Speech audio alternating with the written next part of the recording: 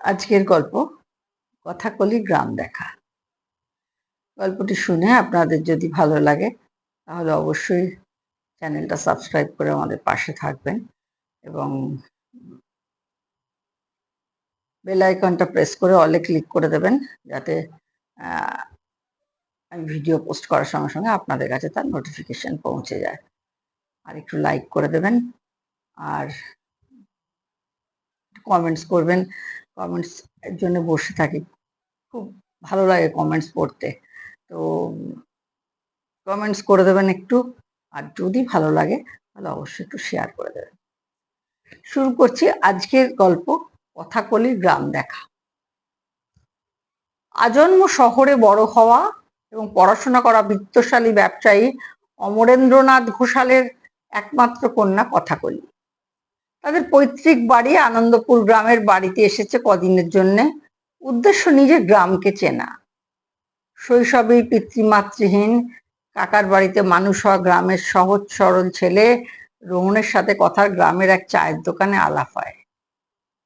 আলাপ হবার পর কথা তার নিজের গ্রাম ঘুরে দেখতে চায়। সেই মতো একদিন দুজনে গ্রাম দেখতে বেরিয়ে পড়ে। কথাকলি শহুরে মেয়ে, তাই রোহন বলেছিল তুমি পায়ে হেঁটে গ্রাম দেখতে পারবে না, আর পায়ে না হেঁটে দেখলে গ্রামের নৈসর্গিক সৌন্দর্য উপভোগ করতে পারবে না। সেই মতো কথা গাড়ি থেকে নেমে পড়ে। কথার ডাকে রোহনও গাড়ি থেকে নেমে পড়ে রাস্তায়। কথা বলল, তুমি আমাকে গ্রামের রাস্তা, গাছ, পাখি সব চেনাবে। নতুন করে আজ আমি নিজের গ্রাম চিনতে চাই। রোহন বলল, ঠিক আছে, আমার পিছু পিছু এসো। কথার প্রথমেই চোখ আটকে গেল গ্রামের বাড়ি দেখে। মোটামুটি সব বাড়ি মনে হয় এক ছাঁচে তৈরি। প্রায় বাড়ি একচালা মাটির বাড়ি, কটা মাটির দোতলা বাড়িও চোখে পড়লো। খড়ের চাল, মাটির দেওয়ালে বিভিন্ন ধরনের দেবদেবীর ছবি আঁকা বা আলপনা আঁকা। সামনে এক ফালি উঠোন, এক কোণে তুলসী মঞ্চ, গোবর দিয়ে সুন্দরভাবে লেপা। ছকছক করছে ছোট ছোট মাচা বাঁধা, তাতে যত্ন করে লাগানো লাউ, কুমড়ো, শশা, চাল কুমড়ো গাছ ধীরে ধীরে বেড়ে উঠছে। প্রায় প্রতিটি বাড়িতেই জুঁই, কামিনী, টগর, কাঠচাপা ফুলের গাছ আছে। ফুলের সুগন্ধ বাড়িতেও চারপাশে ছড়িয়ে পড়েছে। কথার সুবিধে হচ্ছে কারণ রোহন চিনিয়ে দিচ্ছে যে। আর আমজাম, কাঁঠাল, সবেদা, লিচু, বাতাবি লেবু, নোনা তাল সহ বিভিন্ন ধরনের গাছের সারি। গ্রামটিতে বেশ ছায়া ঘেরা শীতল গ্রাম্য পরিবেশ। মাটির কাঁচা রাস্তা দিয়ে তারা দুজনে চলছে, দুপাশে ছোট ছোট ঝোপঝাড়ও রয়েছে। গ্রামের সৌন্দর্য দেখে কথা এমন মোহিত হয়ে গেছে যে ভাবতেই পারেনি গ্রাম এত সুন্দর হতে পারে। দুনয়নে অপার বিস্ময় নিয়ে চারদিকে দেখেই চলেছে। হঠাৎ রোহনের ডাকে সম্বিত ফিরল, এবার চলো বাকি গ্রামটা দেখে নাও। কথা মনে হয় একটা ঘোরের মধ্যে ছিল, তাই সে হকচকিয়ে বলল, চলো তাহলে শেষ করা যাক। দুজন আবার পথ চলা শুরু করলো। ঝোপের মাঝে মাঝে উঁকি দিচ্ছে হলুদ, সাদা, নাম না জানা ফুল। মাঝে মাঝে পুকুর, সেখানে শালুক ফুল ফুটেছে। হাঁসগুলো অলস ভঙ্গিতে সাঁতার কাটছেও, তাদের অভ্যাস অনুযায়ী মাঝে মাঝে ডুব দিচ্ছে। কাদার ভিতর থেকে পোকা ছোট ছোট শামুক ধরে মুখে পড়ে দিচ্ছে।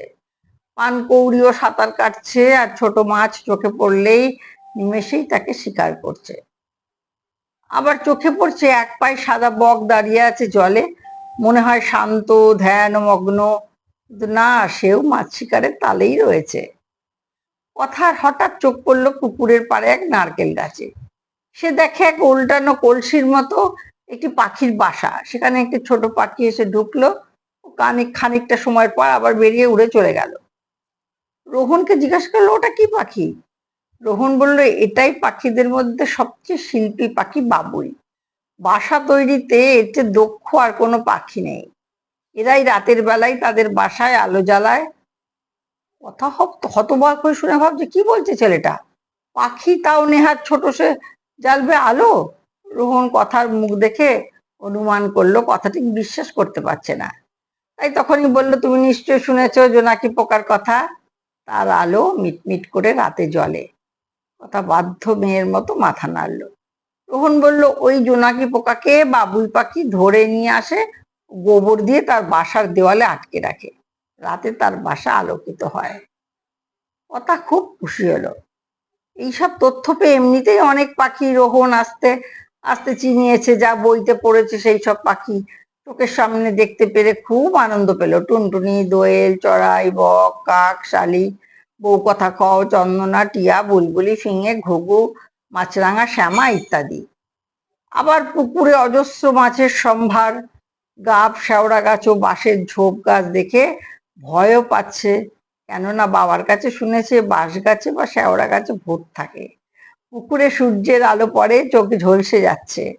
খোলা জলে একদিকে দামাল ছেলেরা হুটোপুটি করে স্নান করছে, সাঁতার কাটছে। পুকুর পাড়ে বড় গাছের ডালে পানকৌড়ি উদ্গ্রীব হয়ে বসে আছে মাছ শিকার করার আশায়। এভাবে সেদিন কথাকলি নিজের গ্রাম দেখে ফিরে এলো তার বাড়িতে, মনে অপার শান্তি নিয়ে।